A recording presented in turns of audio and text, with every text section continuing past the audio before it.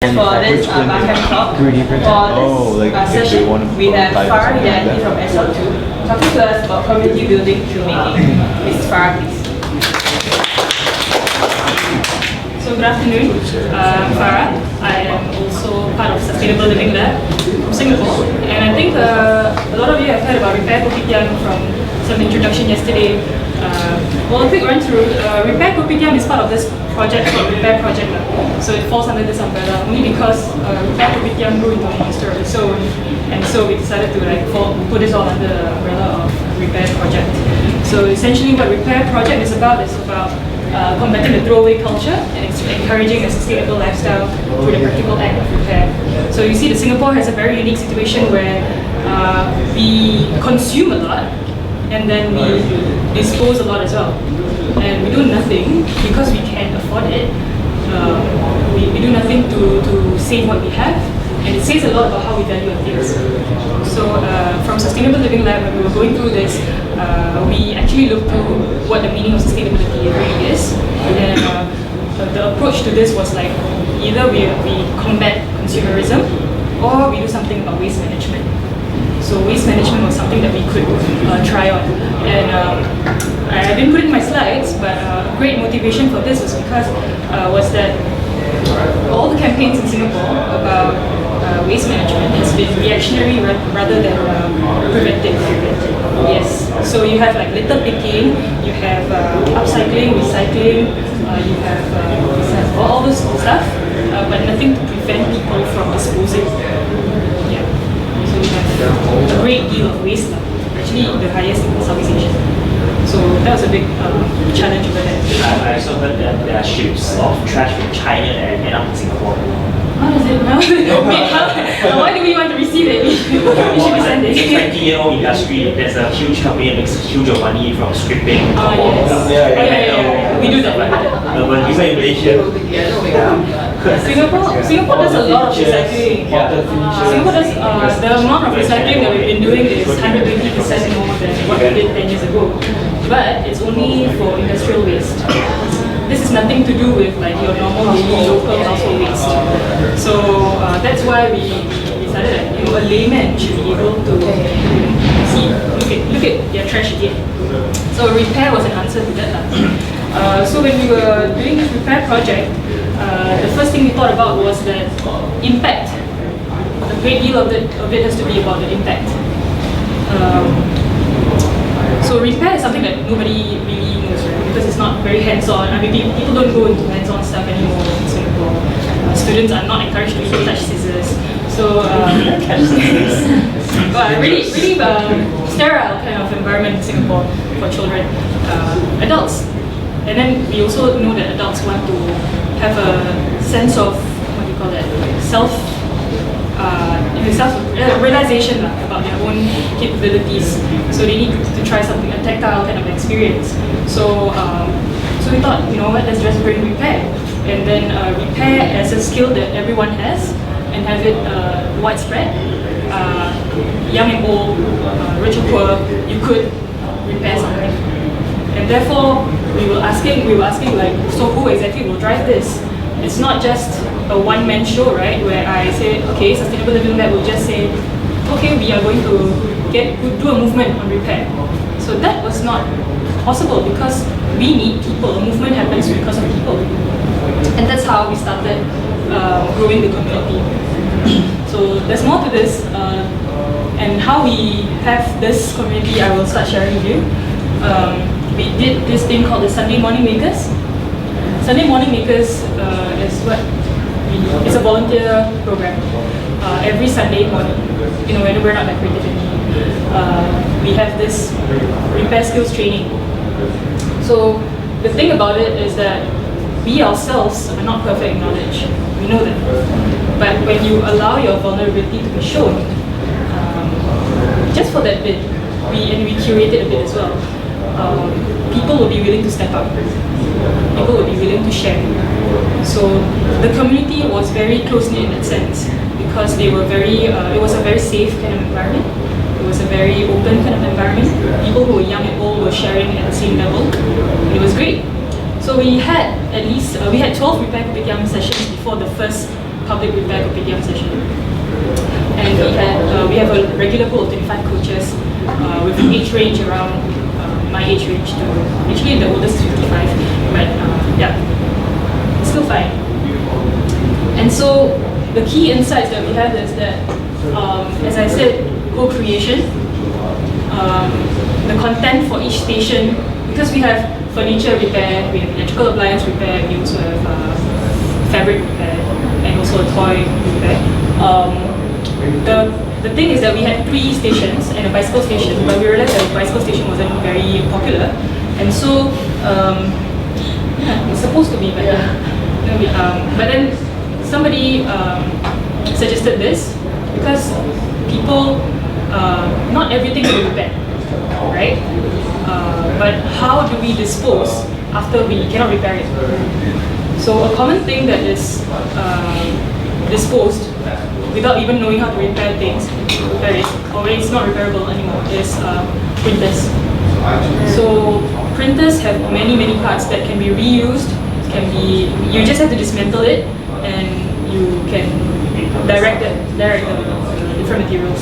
So he called it the dismantling station, the responsible disposal station. So you responsibly break it apart, take out all the metal bits and set it aside. The motors you can recycle it, and then after that the plastics you can recycle it as well. So they had that station, and this was by their own initiative. This was nothing to do with what every Sunday. They just wanted to do it. So that was great. And then of course we were always helping each other out. And then we kept changing models because the idea was to iterate that process so that we can further refine the process, further refine the results.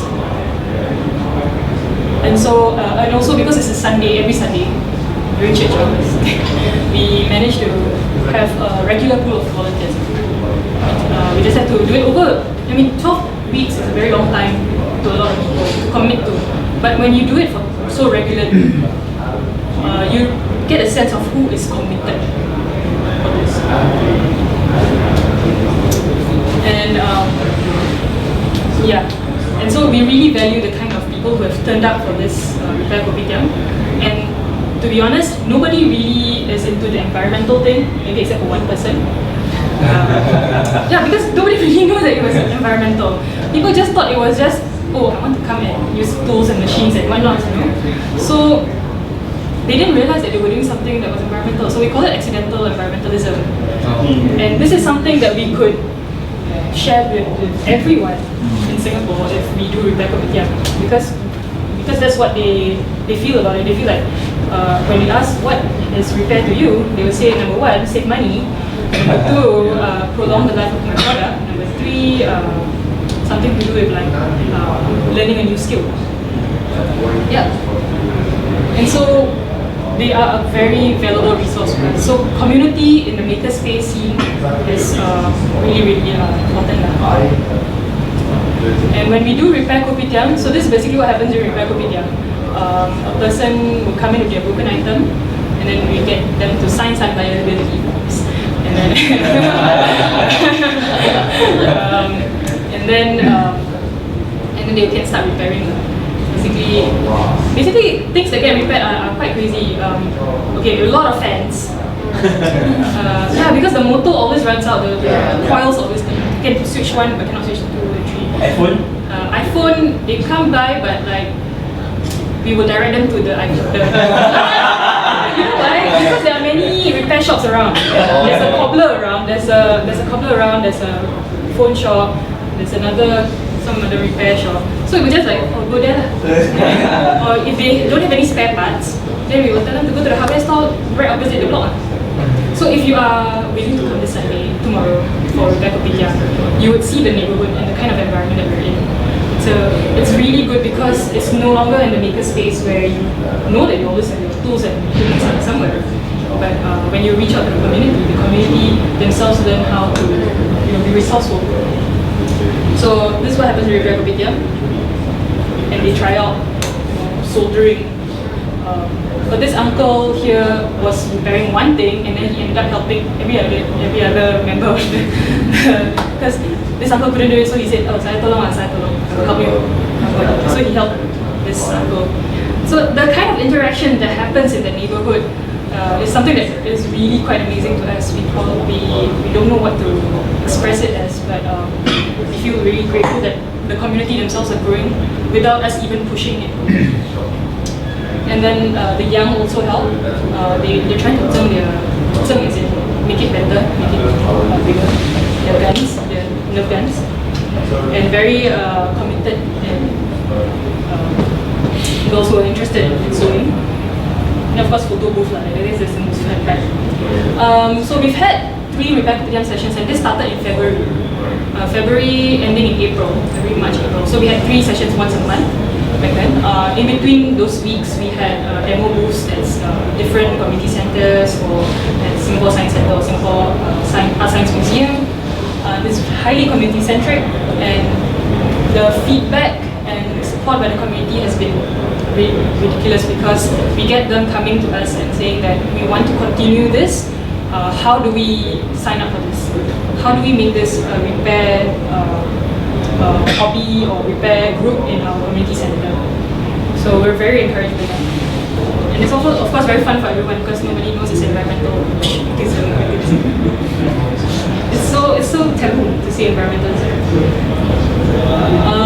So we've had 450 people turn up for our events over those weeks. I mean, it's going to be quite crazy. I don't know about tomorrow because tomorrow will be at a venue that is beside the old block. Because the void deck of the previous session, I mean our 3 sessions were at the void deck of our block. This time around it's going to be at a community center. So that place is a bit more enclosed. We don't know how many people turn up for that one. But when we were distributing flyers, they said that they knew about repair kopitiam. Common items that repair: irons, kettles. We've had the strangest item you've prepared so far. There was a bread maker. A bread maker. Yeah, so we didn't know what it is. I never heard of a bread maker. It's quite industrial, right? Sorry? It's quite industrial. Well, no, they made it into like, it looks like a rice cooker. So it's actually fermenting place, like just a heat, Yeah, so it long. cooks. So it's Yeah, and then it rises, and it also has something inside that flows and kneads the bread. So that was a challenge, but we managed to settle it. I think it was more of a mechanical problem than an electrical. So our models have changed for training as well because since we realized that all the things that were repaired, they were mostly sought after were electrical items. All our repair coaches have been learning electrical repair because initially it was just like, oh, you're interested in fabric repair? Okay, go to the fabric station and maybe we can train for the next few weeks to get better at it. But this time around, everybody has a hand at electrical appliance, even though like people like me didn't study physics, and then something like. So hopefully we are able to use multimeters and diagnose little toys. So we've had a good turnout. If you look at it carefully, you will see that 80% is above 35 years old. Interesting numbers because the thing is that when you do repair kopitiam, you would sense, you get more insights about the kind of people that come. It's not just about how they value. It's not just about how they value products. It's about how they value people. Because when you throw away products, it's easy for you to dispose away people. So I know it sounds like a big jump, but the kind of story that we hear is that you know those people who like come with a CD player, but who plays a CD player? You know, More CD players. Yeah. So it's not because they want to repair a CD player and listen to all the great songs. It's because they want to do something for themselves. So how do they value themselves? And we have this kind of narrative where young means the youth is the future. You know, we always say that the youth is the future. The youth is, energy, and therefore they will determine our future. What does that make the older people feel? I'm 20 plus, but I know that kind of narrative would be detrimental to the kind of people around us. So this kind of repair kopitiam session has been very, it's great because everybody does it. but then we know that the turnout for the number of people who are younger was really low, only because maybe it's a weekend and it's off day for students, and so they want to sleep in or do cleaning or something. They're too busy, I think. Too busy, or something lah. But we do know that they're interested. We do know they're interested. Parents bring their little kids around for repair kopitiam. Yes, that happens. But we also, and the thing is that, do you remember just now I said that the repair coaches that come for training to be repair coaches, they are around the age of 26 to 25. So that's a younger group also.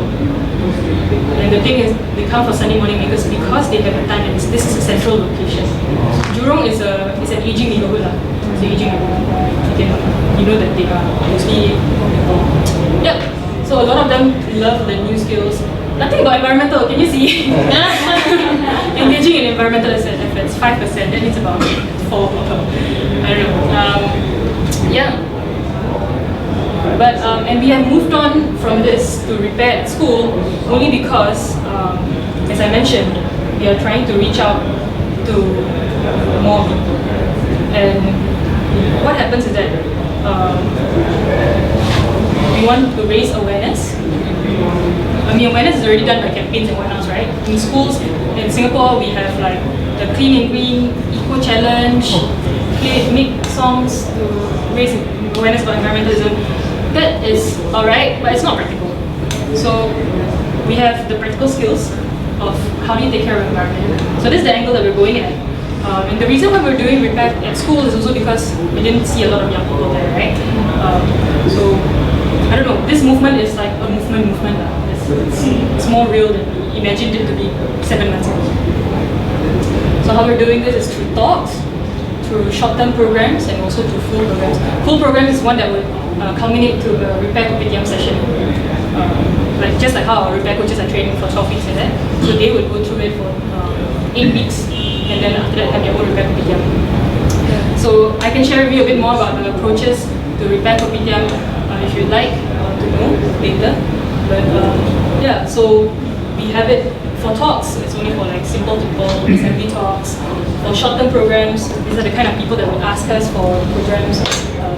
But for full programs, I think Singapore education system has long-term programs like values in action programs. How do you use the skills and knowledge that you have to apply in society, to develop character, to build confidence, all this kind of stuff, and also applied learning program. So applied learning would be like material science, biomedical science. They try that out to different programs in Singapore, but repair is we can fit repair into it. I mean, just not like just try to get them.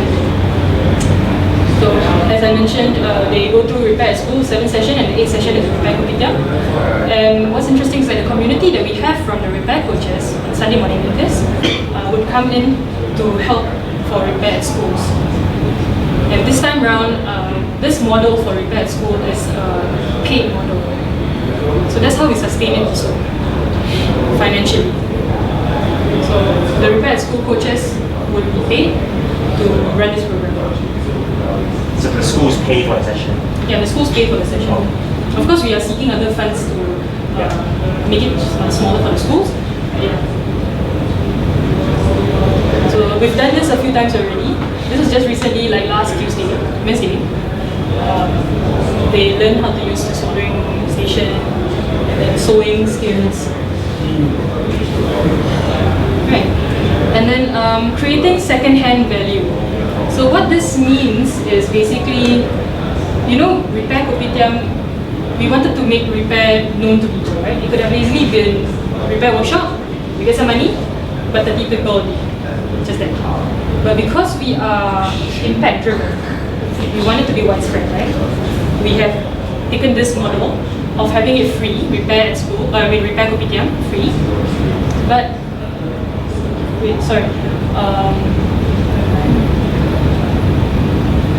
okay, skip that.